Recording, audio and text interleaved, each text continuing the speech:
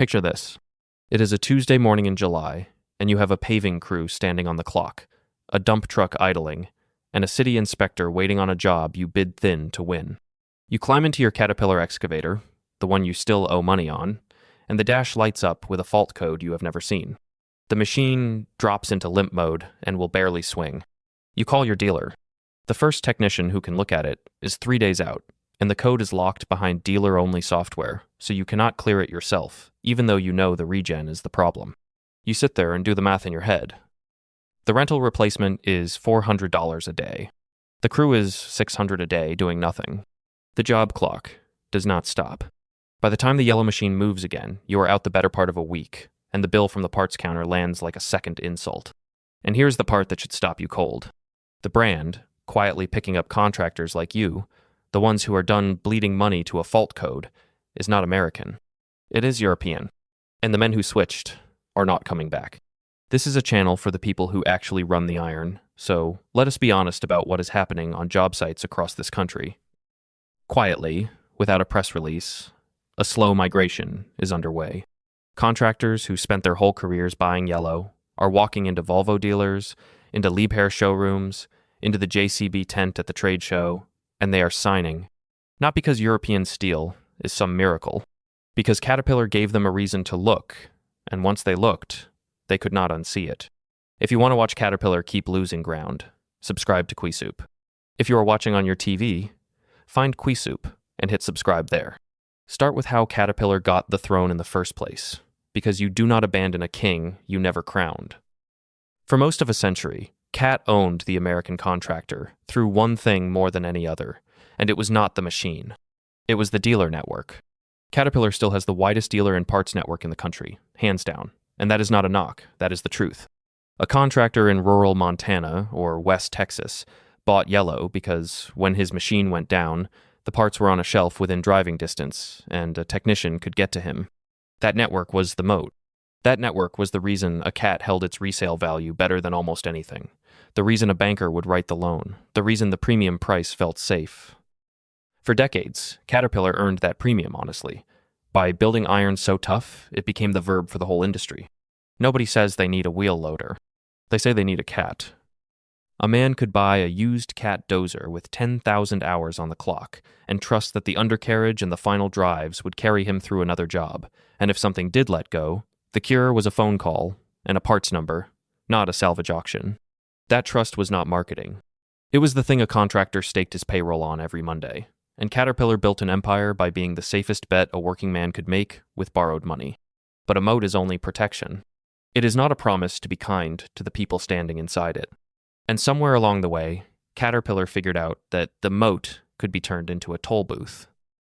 Here is the crack, and you have felt it in your own checkbook. Look at where Caterpillar makes its money now, and the whole strategy stops being a mystery. For years, the company has been chasing a target out loud, on its earnings calls, in front of Wall Street. It wants its services and aftermarket parts business to hit $28 billion a year by 2026, roughly double the $14 billion that same business brought in back in 2016. By 2024, it was already running around $24 billion. Read that again slowly. The fastest growing, most protected, most beloved part of Caterpillar is not the machine you buy once. It is the parts and the service you are forced to buy for the next 15 years. Caterpillar told its investors that the strategy makes the company less dependent on selling new equipment because parts and service are recurring and carry fatter margins. Translate that out of finance language. They have decided the operator is not a customer who buys a machine. He is a subscription.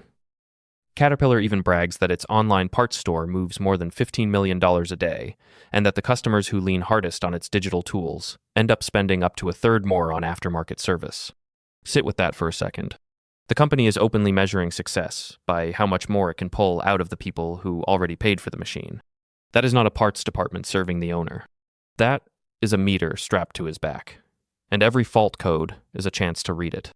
And the squeeze is not theoretical. The same year Caterpillar bragged about that services machine, its North American construction business fell off a cliff. In the first quarter of 2025, Caterpillar construction revenue in North America dropped about 24%, falling to $2.9 billion from $3.8 billion the year before. That was the worst regional decline anywhere in the company. CAT blamed weak prices and dealers cutting back on orders. But ask yourself what it means when the parts and service revenue keeps climbing, while contractors stop buying new yellow machines. It means the people who already own the iron are being milked harder, while fewer new people are willing to step into the trap. Now, the part that turns frustration into anger, the right to fix your own machine. The biggest fight over this is in agriculture, with tractors, and it is important to be honest about that. The headline case is John Deere. In January of 2025, the Federal Trade Commission, the agency Americans call the FTC, sued Deere alongside several states, accusing the company of running an illegal repair monopoly. The complaint said farmers could only get a crippled version of the diagnostic tool, one that could not perform the restricted repairs, so they were forced back to the dealer who was slower, farther away, and more expensive, exactly when a crop could not wait. In April of 2026, Deere settled a related class action for $99 million and agreed to make the real repair tools available for 10 years, while admitting no wrongdoing. That fight is about farm tractors, not excavators, and I am not going to lie to you and pretend a court has ordered Caterpillar to do anything. It has not. But every contractor watching this already knows the same logic, lives in construction iron. You have sat in the cab and watched a fault code you could have cleared yourself, stay locked behind software only the dealer carries. You have learned that a diesel particulate filter regen, an engine control module password, a sensor reset, can become a dealer visit by design. The agriculture lawsuit did not invent that feeling. It just put a name on it. And the villain in this story is not a person. It is a business model. It is the decision to treat the machine as bait and the repair as the catch. So the contractor starts looking over the fence. And the field over there is European. Quick break before we get into what happened next. If you have been on this channel for a while, watching how CAT lost its way, there is a way to make sure you do not miss what is coming. Join the operator tier for $4.99 a month. You get badges that mark you as a working professional in the comments section, custom emoji to call out the corporate decisions that killed CAT, and you get every video 24 hours before the rest of the internet. To join, open your phone and search Quisoup membership, or go to the channel page and tap join. Join the operators and engineers who are paying attention. Now back to it. Start with Volvo, because Volvo is the one that gets the foreman who actually does the spreadsheet. Volvo built its whole pitch in construction equipment around the two numbers a contractor cannot argue with: fuel burned and bottom in the seat. Volvo machines run in eco mode. The company says trims fuel use by around 17%, and on a machine that drinks diesel 10 hours a day, that is real money you keep every single week. The cab is quieter, the controls are smoother, and an operator who is not beaten up by vibration and noise at the end of the day is an operator who shows up tomorrow and does not quit on you in the middle of a labor shortage. And here is the honest tension. People will tell you a CAT holds its resale value better, and historically that is true, because the dealer network props the used price up. So Volvo has to win on the front end, and over the life of the machine, on fuel and uptime and comfort, to beat CAT on the back end. More and more contractors are running that math and deciding Volvo wins it. Walk a Volvo wheel loader yard for an afternoon, and the story tells itself. The operators talk about the visibility out of the cab, the climate that does not cook them in August, the controls that let a tired man keep his line in the trench at hour 9. None of that shows up in a brochure as a single hero number, but it shows up in turnover, in fuel logs, and in the quiet decision an owner makes when it is time to replace a machine and he finds himself walking toward the blue iron instead of the yellow. Then there is Liebherr, and Liebherr is the one this audience loves, so let me say why and stay honest about it. Liebherr is still a family-owned company out of Europe, and it pours money into engineering the way Caterpillar used to. The family is investing in the United States too. Liebherr put more than $70 million into expanding its mining equipment plant near Newport News, Virginia, building diesel-electric haul trucks on American soil, and creating something like 175 new jobs. And the company even started a training program with a local school to grow its own technicians instead of starving the trade. At the big Bauma machinery show in Europe in 2025, Liebherr was out front on autonomous operation and on the deep engineering the audience respects. When a contractor says Liebherr builds like it means it, this is what he is pointing at. Iron designed by people who clearly still love iron. And there is a deeper thing underneath the engineering. A family company answers to the family, not to a quarterly call full of strangers who have never set foot in a pit. When the people who own the company also carry the name on the door, they tend to protect the reputation of the machine the way Caterpillar used to, because the machine is the legacy, not the lever. That is the contrast this audience feels in its gut, even when it cannot put words to it. One company is run by people who would be embarrassed to sell you a machine designed to nickel you on parts. The other one put that very plan in a slide deck and showed it to Wall Street. And do not sleep on JCB, the British brand, especially on the small end of the yard. JCB built its name on backhoes and telehandlers, and on a design philosophy aimed straight at the owner-operator who turns his own wrenches. On the compact side of the business, the side where a small contractor actually lives, the whole market is shifting toward machines that are simpler to own and cheaper to run. Look at where the compact buyers are going. Kubota, the Japanese maker, keeps climbing, with one of its newer mini excavators rising to the number 4 best-selling model in the country. Takeuchi, another value brand, keeps pulling the small contractor who used to default to yellow without thinking.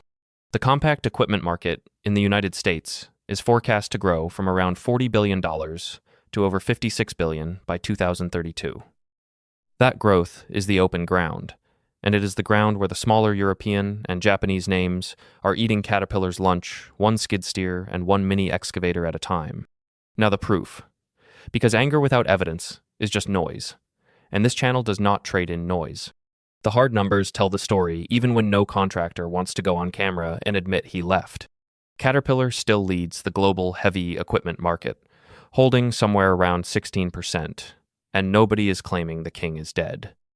But a single quarter, where North American construction revenue falls almost a quarter, down to $2.9 billion, while the company leans harder on parts and service to make its money, is exactly what a slow defection looks like in a spreadsheet. The customer who already owns the machine pays more for parts. The customer shopping for a new one increasingly walks past the yellow row. You see it region by region. In the comfort and fuel-obsessed coastal markets, Volvo. In the heavy mining and serious, earth-moving conversations, Liebherr earning respect it did not have here 20 years ago. On the small, rural, and suburban job sites, Kubota and Takeuchi and JCB. Different machine, same migration, away from the brand that decided the operator was a subscription.